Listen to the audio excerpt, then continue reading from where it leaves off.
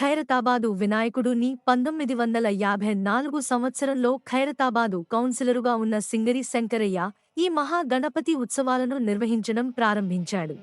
ఖైరతాబాదు గణేశుడుని 1954 సంవత్సరంలో 1 అడుగు ఎత్తు విగ్రహంతో ఇక్కడ మొదలుపెట్టారు.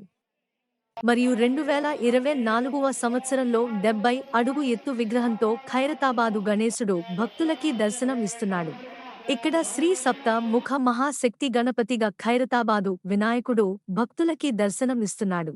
గణేష్ చతుర్థి పండగ రోజు తేదీ 7 మరియు శ్రీ సప్త ముఖ మహాశక్తి గణపతి అనగా 7 తలలు మరియు 70 అడుగు ఎత్తులో ఖైరతాబాదు వినాయకుడు భక్తులకి దర్శనం ఇస్తున్నాడు.